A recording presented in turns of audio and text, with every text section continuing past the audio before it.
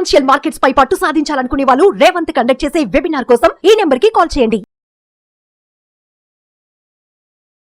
నమస్తే, welcome to Suman TV. నేను విష్ణు. ప్రస్తుతం పాటు QPFP qualified person finance professional Chakravarthi garu ఉన్నారు. వారితో మాట్లాడదాం.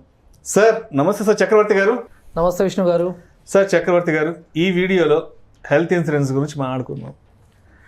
చాలామంది ఏం చేస్తున్నారంటే ఈ మధ్యకాలంలో ఎవరైనా హాస్పిటలైజ్ అయినాక ఫాదర్కి బాగాలేదు లేదంటే మదర్కి ఏదైనా ఎమర్జెన్సీ వచ్చిందని చెప్పి హాస్పిటల్కి వెళ్ళి జాయిన్ అయిన తర్వాత కొంతమంది నాకు కాల్ చేస్తుంటారు, ఫ్రెండ్స్ అనేవాళ్ళు. విష్ణు, సడన్గా డాడీకి స్ట్రోక్ వచ్చింది, హాస్పిటల్ జాయిన్ చేసావు, ఒక మంచి హెల్త్ ఇన్సూరెన్స్ ఉంటే కావాలని కొంతమంది ఫోన్ చేస్తున్నారు.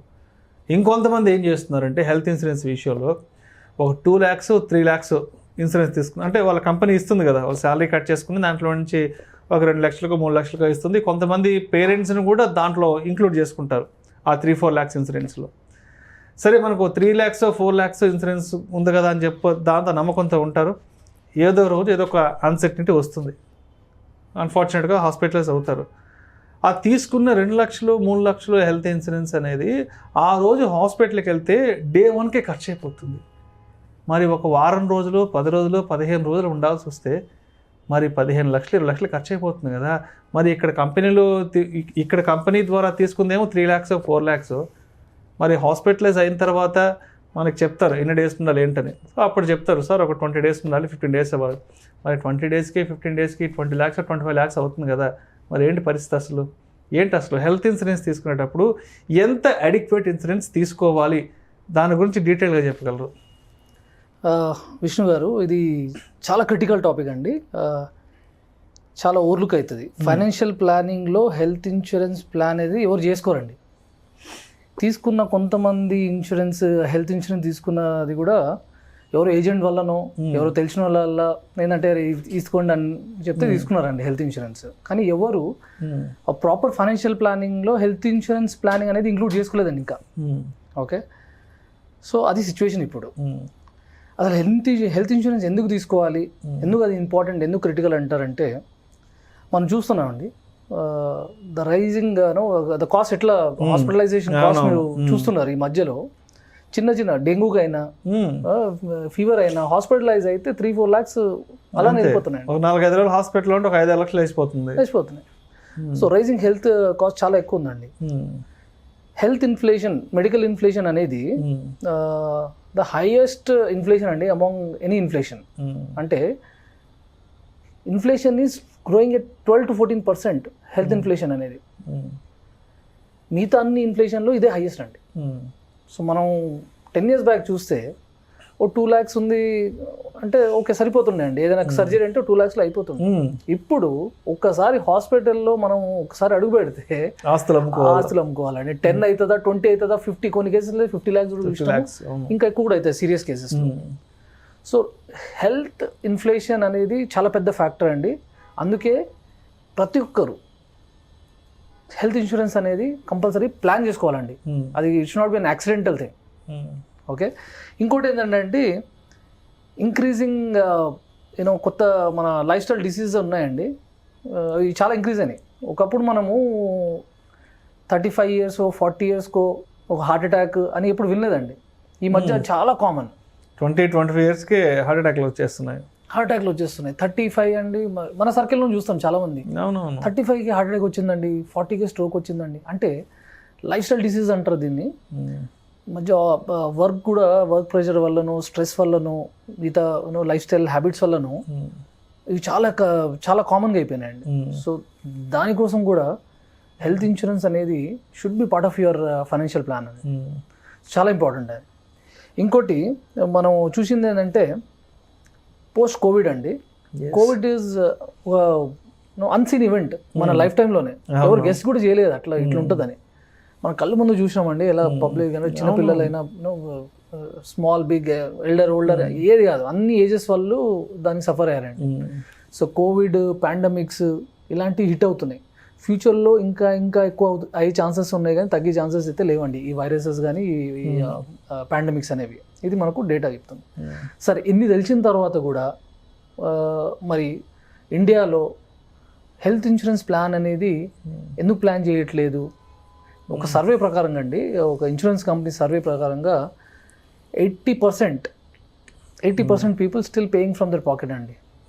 అంటే ఏమైనా చిన్న ఇల్నెస్ డిసీజ్ వచ్చినా వాళ్ళ పాకెట్తోనే వాళ్ళు చేసేది, కానీ విచ్ ఇస్ సబ్స్టాన్షియల్. మీద 20% అంటారా ఏదో కంపెనీయో వాళ్ళు చూసుకుంటున్నారు, కానీ 80% ఇంకా సెల్ఫ్ పాకెట్తోనే, అదే వాళ్ళ ఆస్తులు అమ్ముకోవడము, నగలు అమ్ముకోవడము, దాంతోనే పే చేస్తున్నారండి. సో అది మనకున్న సిచ్యువేషన్ ఆన్ హెల్త్ ఇన్సూరెన్స్ అండి.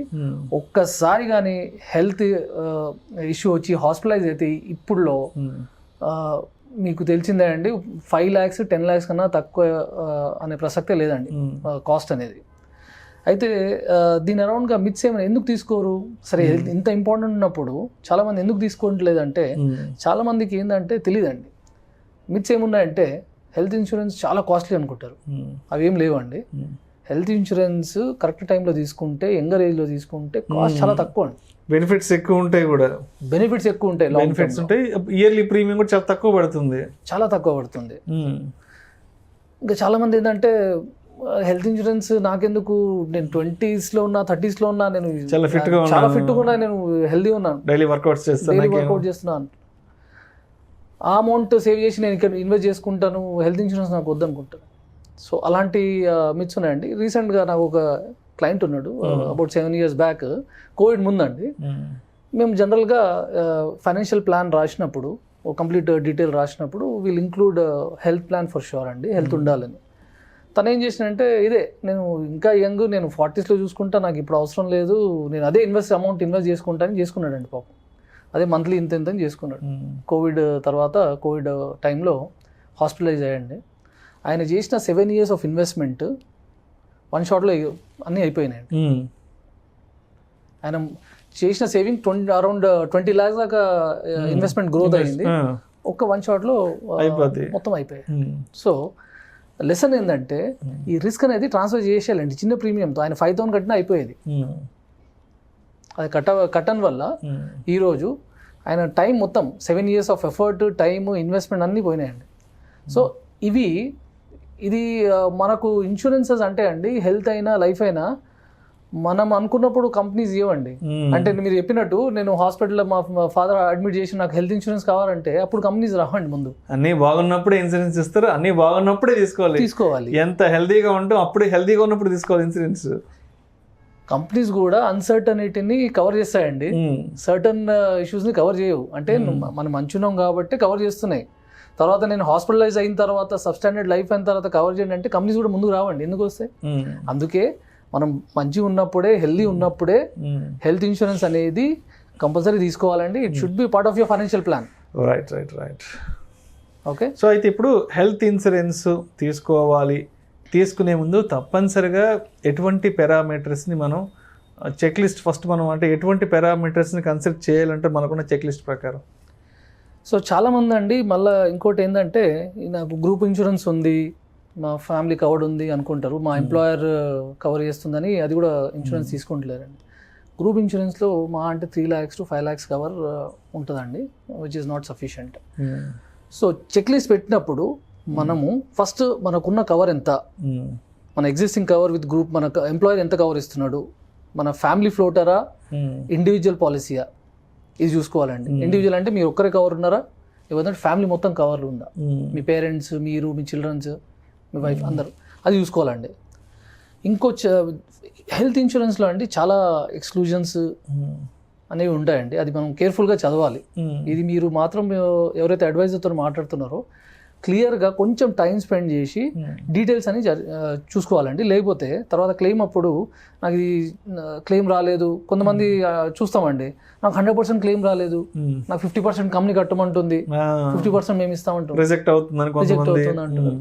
అది ఎందుకంటే వాళ్ళు కొంచెం ప్రీమియం తగ్గించడానికి కోపే ఆప్షన్ తీసుకోవడము, అన్ని డిస్క్లోజ్ చేయకపోవడము, ఇవన్నీ ఉంటాయండి. సో ఇంపార్టెంట్గా మనం చూడాల్సింది మన పాలసీలో ఎక్స్క్లూజన్స్ ఏమున్నాయని చూడాలండి. అంటే చాలామంది ప్రీ ఎగ్జిస్టింగ్ డిసీజెస్ ఉంటాయండి, ప్రీ ఎగ్జిస్టింగ్ ఇల్నెసెస్ అంటారు, అది కవర్ అయితే అనుకుంటారు, కానీ దానికి కవర్ అయితే కొన్ని ప్లాన్స్ ఉన్నాయి. ఇప్పుడు డయాబెటిక్స్, ఈ మధ్య డయాబెటిక్స్ కూడా ప్లాన్స్ ఉన్నాయి, అవన్నీ ఉన్నాయండి. సో మనకు ఏ ప్లాన్ ఫిట్ అవుతుందో మనం చూసుకోవాలండి ఫస్ట్. అంటే మనకు ఒక family ఫ్లోటరా, individual పాలసీయా first.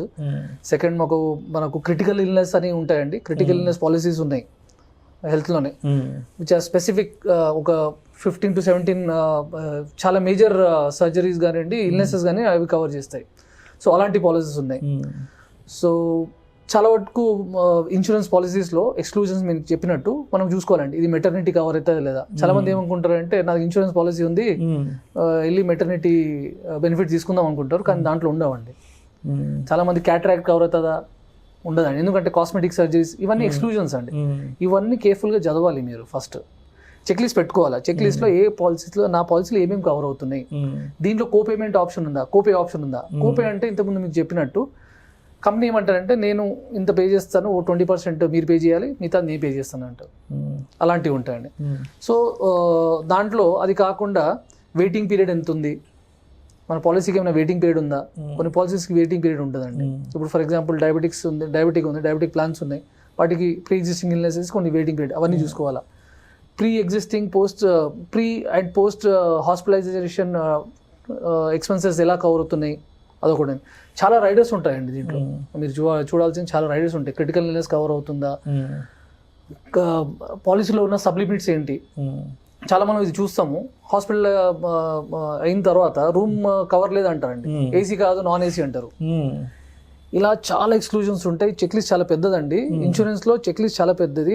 Health insurance లో అవన్నీ చూసుకోవాలా. మన సర్జరికల్స్ కవర్ అవుతున్నాయా, సర్జరికల్స్ అంటే మన గ్లౌజ్ ఇవన్నీ మనం ఉంటాయండి, అవి కవర్ అవుతున్నాయా, అంటే ఎండ్ టు ఎండ్ కవర్ అవుతుందా, లేకపోతే కొంత మాత్రం పోర్షన్ కవర్ అవుతుందా, ఇవన్నీ ఎక్స్క్లూజన్స్ మనం చెక్ చేసుకోవాలి. కొన్ని బెనిఫిట్స్ ఉంటాయండి హెల్త్ ఇన్సూరెన్స్తోని. యంగ్ ఏజ్లో తీసుకున్నప్పుడు నో క్లెయిమ్ బోనస్ అనేది మనకు వస్తుంది. మనం క్లెయిమ్ చేయనప్పుడు, మనం ఇన్సూరెన్స్ తీసుకున్నాము, మనం క్లెయిమ్ చేయట్లేదు, ఒక 2 years 3 years క్లెయిమ్ చేయలేదు అనుకోండి, కంపెనీ అనేది బోనస్ అనేది యాడ్ చేస్తుంది. ఫర్ ఎగ్జాంపుల్ ఒక 10 lakhs కవర్ తీసుకున్నారు మీరు, ఇప్పుడు క్లెయిమ్ చేయలేదు నెక్స్ట్ 3 years 4 yearsకి, ఆ 10 lakhs కవర్ కాస్త ఎవ్రీ ఇయర్ గ్రో అయ్యి 10% 20% గ్రో. ఇప్పుడైతే డైరెక్ట్గా 100 to 100% అంటే 4 yearsలో 10 lakhs కవర్ తీసుకుంటే 20 lakhs కవర్ ఇచ్చేస్తున్నాయండి కంపెనీస్. అలాంటి మంచి బెనిఫిట్స్ కూడా ఉన్నాయి. రిస్టోరేషన్ బెనిఫిట్స్ ఉన్నాయా, చాలా కంపెనీస్ రిస్టోరేషన్ బెనిఫిట్స్ ఇస్తాయండి. అంటే నేను క్లెయిమ్ చేయకపోతే, క్లెయిమ్ చేస్తే ఇన్ కేసు ఓ 10 lakhs పాలసీ ఉంది, క్లెయిమ్ చేసుకున్నా వాళ్ళు రిస్టోర్ చేస్తారు. సో ఇలాంటివి చాలా ఉన్నాయండి దీంట్లో హెల్త్ ఇన్సూరెన్స్లో. మీరు ఒక్కసారి కొంచెం డీటెయిల్గా మీరు తీసుకున్నప్పుడు మీ ఫైనాన్షియల్ అడ్వైజర్ అయితే, హెల్త్ అడ్వైజర్ అయితే ఉన్నారో వాళ్ళతో కూర్చొని ఒకసారి డీటెయిల్గా వర్కౌట్ చేయాలి. అది మనం కావాల్సింది హెల్త్ ఇన్సూరెన్స్లో. రైట్. థ్యాంక్ యూ సార్ చక్రవర్తి గారు, thank you so much sir. Health insurance తీసుకునేటప్పుడు తప్పనిసరిగా ఎటువంటి విషయాలను పరిగణలోకి తీసుకోవాలి అనే అంశం గురించి చాలా చక్కగా మీ అనాలిసిస్ తెలియజేశారు. Thank you so much sir. Thank you Vishnu గారు, థ్యాంక్ యూ.